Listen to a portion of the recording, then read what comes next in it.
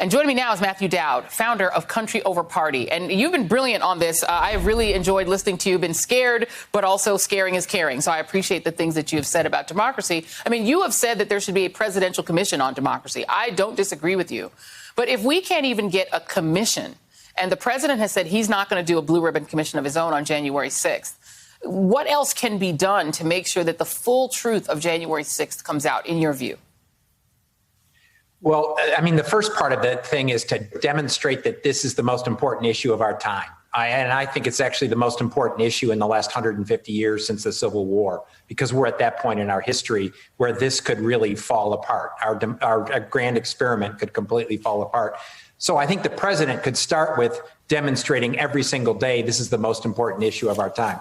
I think appointing the vice president to be the point person on this, I had thought a cabinet person, but she's better. She's great. I think she'll do awesome. I think the Justice Department needs to weigh every single option that they can use to throw a wrench into what the states are doing. Every single option they can utilize in this. And, you know, you've been a Republican in your career, and, you know, so you've seen the party from the inside out. You know, I'm struck by I can still remember, I'm old enough to remember the way that people talked about Bill Clinton's election as being fraudulent. He didn't make it 50%. He was illegitimate. The drive to impeach him began the minute he got there. Congressman Barr, I believe his name was, of Georgia. The same thing happened with President Obama, even calling him, saying that he wasn't even born in the United States, you know, a whole movement that Donald Trump participated in. So this idea is not new, that Democratic presidents, because it's black and brown people and people of color and younger people who vote for them, those aren't real Americans. So that's not legitimate. Do you think that the one thing that might be able to erase that as a temptation is what, you know, you heard Congressman Crow say? If you could pass S1 and say, you know, we're going to take this off the table. When you turn 18, everybody is registered to vote. The end. Same way you get a Social Security card. You're already registered because the government knows who you are. Just take the whole registration process off the table so that we start out with everybody already registered. Is that maybe a solution? Well, I mean, I did Democratic campaigns before I did George Bush and Arnold Schwarzenegger, and I've always been an advocate of the more people vote, the better, because it legitimizes an election. So let's make it as easy as possible, because the American public will believe in the result if more people vote. So I think that's, you know, should be the Republican and the Democratic position on this. But I think Joy, I think we're at such a perilous moment in this. And I'm actually today more upset, not at the mendacity out of the Mad King from Mar-a-Lago. I'm more upset about the people, the sort of centrists and moderates who sort of want to preserve some tradition in this and say they're for democracy, but really they don't fight for it in the way that we need them to fight for it. As you know, Martin Luther King talked about this a lot. And he basically said the biggest problem was not the segregationists. The biggest problem were Americans of good conscience who didn't have the courage to stand up in the moment. They talked about it, but they didn't have the courage. And so to me, Joe Biden, and I know he's going to do this, and we all need to do this, need to put pressure on the people that say they for democracy. They need to walk up to the line and do something. Amen. Thank you for saying that. I scream this at the TV all day long, and because I see Democrats speaking. I see Joe Manchin. I see Kristen Sinema standing there next to John Cornyn, who voted against the commission, as if everything is normal, as if this is fine, as if there's going to be some sort of backdoor meeting and they're all going to smoke a cigar and they're all going to come to an agreement on a bill. It's as if Democrats are not as alarmed by how close we are to losing our democracy as they should be, because they're on the front lines of it. They can see it. They were there in the Capitol. Can you explain, do you understand why the sort of norm core Democratic response is we'll just find some bipartisanship somewhere? I don't get it.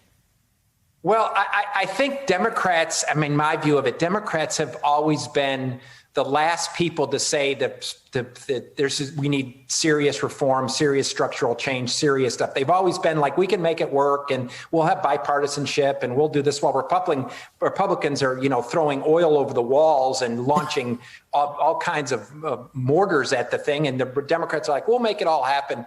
I think that at this point, we need to have Democrats. The Democratic Party, to me, is the only party today that can stop this from happening.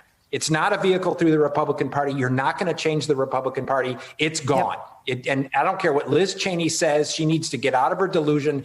It is gone. Right. That is a party of autocracy and white supremacy. That's the Republican Party. So the Democrats right now are the only party to do that. And if we don't get people like Kristen Sinema and Joe Manchin to stand up and say, filibuster, they ought to research the history of the filibuster anyway, because the filibuster was used to keep people people from having rights in this country.